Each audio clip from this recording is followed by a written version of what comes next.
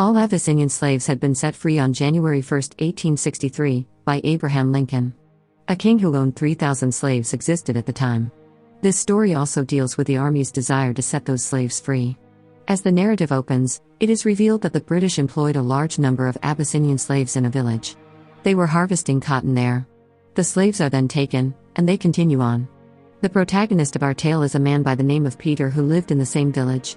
He was occupied in his worship while his wife and kids were present in his home, acting as though he were praying. He was also busy washing his wife's feet. Then two men arrive and demand that Peter join them.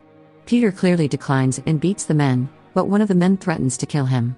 "Your wife will be killed if you don't accompany us." Hearing this makes Peter frightened, so he prepares to accompany them. A very sad Peter's family watched him sit in the slave's car. He was traveling to the jungle with those individuals. 2 weeks have passed since they left, and 2 weeks later they arrive at a location where there are numerous Abyssinian slaves. There, railway lines were being constructed. Peter was also observing what was going on in his immediate surroundings. Some dead slaves were present, and their bodies were lying on the ground. Peter continues to work with the new slaves. He was tasked with building the railway line as well.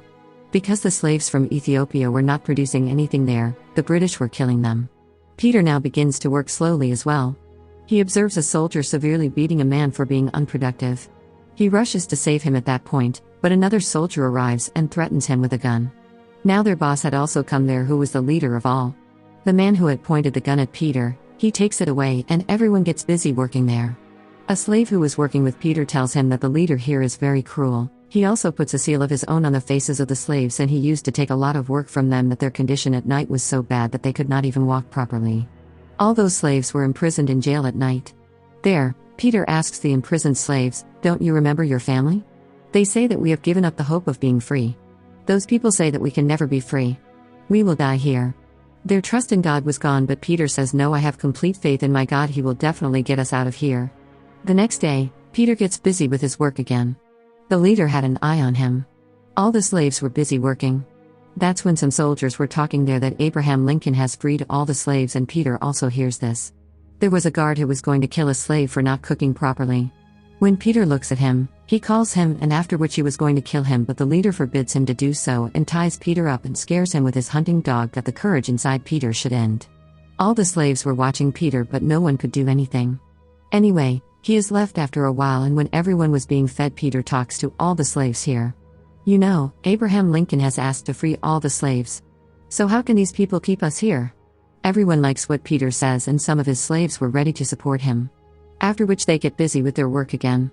Meanwhile, a slave had died. The guards there tell Peter to put him in a pit where he had killed the rest of the slaves, also say to put soil on them. Then Peter sees that the guard was also going to kill him, and then Peter attacks them and beats them a lot. He plays a trick and runs away from there. The rest of the slaves also start running after him. On which the leader and guard shoot bullets, and many slaves died in this fight, but Peter had run away from there. To catch him, now the leader of this place goes to follow him with his 2 guards and his dogs. There, Peter was moving forward with the slaves through the jungle. They reached a pond in the jungle where a slave sees a very big crocodile in it. He does not go into the pond, but Peter crosses the pond with his other companions. Poor Peter's companion, the one who was afraid of the crocodile, the dogs attack him. The same leader comes to the companion who had made them his slave. He gets him rid of his dog and says, "Go, you are free," but as the poor man goes into the water to go from there, the leader shoots him. After which the crocodile of the pond comes to eat him. On the other side, the other slaves who were with Peter decide that they will go on different paths so that someone can escape from them. If they stay together, the leader will kill them. They do the same, but the leader had also reached there with his hunting dogs. Peter had reached a luxurious house, and when a little girl sees him in the house, she makes a noise. Because of its noise, the leader also found out that Peter is here. He follows him with his horse. Peter's foot was also injured. He was very injured. That's why he ties a bandage on his foot, and to hide, he dives into a dirty pond. The leader sees that pond and sees a crocodile in the water, and he thinks that Peter can't hide here. Saying this, he goes away from here. After his departure, when Peter comes out of the water, the crocodile suddenly caught him and pulls him into the water. Peter tries to kill that crocodile with his knife. He attacks it again and again. Because of this, the crocodile dies, but while killing him, Peter himself was also very injured. He does his treatment. The leader's dogs sniff him and bring him to the crocodile, which was floating on the water. The leader and his companions now catch the crocodile for dinner at night. The leader tells his companions that his dad had told him that Abyssinians can occupy us, that's why we made them our slaves. The next morning, Peter is shown who puts mud on his body so that the leader's dogs can't come to him. When he goes a little further, he sees a hut there. He goes in it, drinks water, warms his knife and puts it on his wounds so that his wounds don't bleed, but doing this he feels a lot of pain, and then he goes near a tree and flies with the smoke, and then he was collecting honey and applying it on his wounds. The leader had also seen that smoke and was also coming that way, but Peter gets on a boat and leaves from there. In Peter's village, a man approaches his wife and offers to take her because he needs slaves somewhere. When Peter's wife pays attention to her daughter, she prepares to go with her, and the man leaves, promising to return soon. If you don't listen to us, then we will take your daughter. The leader arrives at Peter's hut there in the jungle. Peter had traveled far by sitting in the boat after learning that he must have arrived here and continued on the water's path. Along the way to the jungle, the leader pursues him and follows him. As soon as Peter arrived at the shore, a slave similar to him confronts him and demands to know if he brought the leader there while brandishing a gun. Peter replies, No, I did not bring, and I have put mud on my body so that he will not know that I am here. They are both currently hiding from him. The dogs were approaching them. When the leader noticed the other companion slave sitting on the tree, Peter hides under a tree and doesn't show up. The leader responds, okay, and shoots the slave when he declares, we are free. As it falls from the tree, that slave, who was also dead, does so. The leader and his followers then cut off and separated the man's head. Peter also noticed everything that was concealed. It hurts him a lot. Following the slave's murder, the leader departs. There, it was beginning to rain. When Peter emerges from the tree, he sobs bitterly upon seeing the body of his slave companion, whose condition was so terrible. On the opposite side, Peter's wife is depicted telling her daughter that she will also take me as a slave tomorrow morning. After hearing this, her daughter becomes upset because they no longer had both parents, but she offers her a solution. She goes to the cotton factory and gives the machine her hands in both directions. Her hands are cut on both sides as a result. She was aware that slaves without hands would not take them. Peter witnesses a burning horse that was heading in his direction at night. He continues walking and discovers that the house he had just left, where the young girl had first spotted him and made a noise, was also on fire. The home was now completely destroyed by fire. When he enters the home, he finds some food there as well as a young child who was probably the housekeeper. In actuality, the Abyssinian slaves had attacked and set them on fire because the British owned this house. Anyhow, he now invites that girl outside. The leader's man then grabs Peter from behind and orders him to stand up, but as soon as he does, the girl dies after giving her locket to Peter, making the leader angry. He now kills him using the leader's companion's gun before moving on to his other companion. When he heard his dogs barking at him, one is murdered by him. He exhibited some freedom. From here, he runs frequently, even as morning breaks. He arrives at a location where many people have already passed away. There was a war in progress.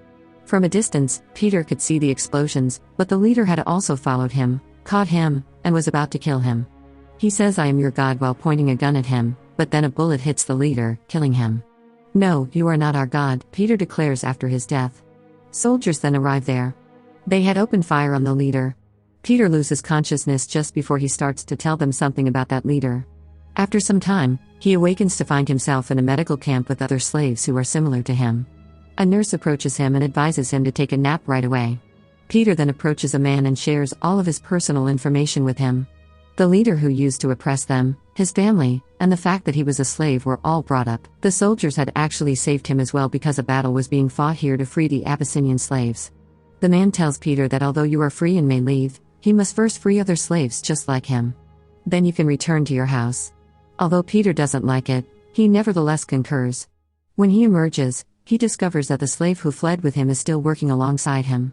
He is overjoyed to see him, and when two guards and a nurse approach him to tell him that they want to use his image to expose the atrocities committed against slaves, he accepts their invitation to join his team. The officer asks if they have any bombs because if their enemies have heavy weapons then they will be in danger. As a soldier, he had to plan his future, including how to free other slaves. Peter now tells him his story and says, I was sold and have suffered a lot, but now I am free and can fight. The officer then asks, can you fight? Will you support us in this war? I'm not going to quit. Hearing this makes the officer happy. The officer moves on the following day with his soldiers, telling everyone that we must fight with all of our might. When they move forward, bombs start to attack them, which puts the soldiers in danger.